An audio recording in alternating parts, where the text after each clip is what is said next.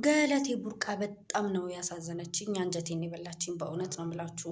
በነገራችን ላይ ይሄ ዛሬ በሚዲያ ወጣ እንጂ ማለት ነው በጣም እንደዚህ አይነት ነገር ተስፋፍቷል።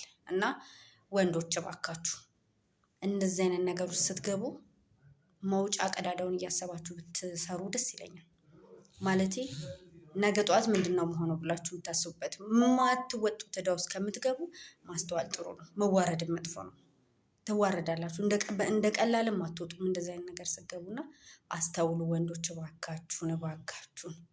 የሴት ገንዘብ ለመብላት አኮኮባችሁ የተነሳችሁ። እኔ በእርግጥ ነጭ ድሃ ነኝ። በእርግጥ የደረሰብኝም ነገር የለም ምንም የለም። ግን በጣም የምሰማው ምናምን ነገር በጣም ሴት እህቶቻችን ላይ የሚደርሰው ነገር በጣም የሚያሳዝን ነገር ነው።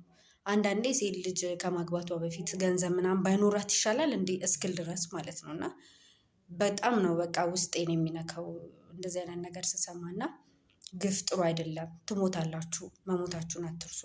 አንዳንዴ ሳትበሉትን መሞት አለ። የማይሆን ጉድጓድ ውስጥ ገብታችሁ መውጫ ቀዳዳው የሚጠፋችሁ ሰዓት አለ።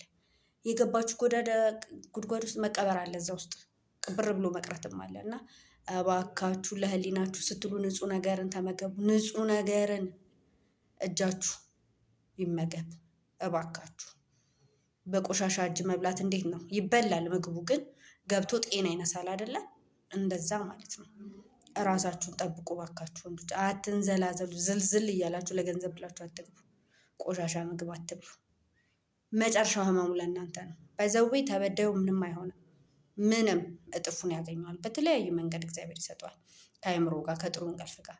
ግን እንደዚህ አጓጉል ስሌት ውስጥ እየገባችሁ የሴት ልጅ ግፍ ጥሩ አይደለም። ነገ ህይወት ይኖራችኋል። ይሄ ሰውዬ ገለቴ ቡርቃ እኮ ልጅ አለው ድስት አለው ምናምን አሉ፣ ትዳር አለው አሉ። እና እንግዲህ ወይ ለነገ ለልጄ ብሎ ይሆናል ለምናምን ይበሉ ይሆናል። አይድረስበት። ልጁ ራሱ እሱን እንደዚህ አጭበርብሮ የመጣውን ገንዘብ አይብለው። ፈጣሪ ጠብቀው። እውነቴን ነው የምላችሁ። በስመ አብ ወልድ። ብቻ ግን በጣም ነው ውስጤን የደበረው።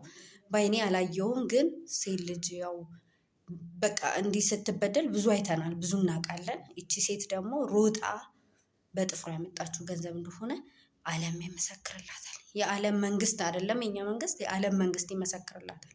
አመሰግናለሁ።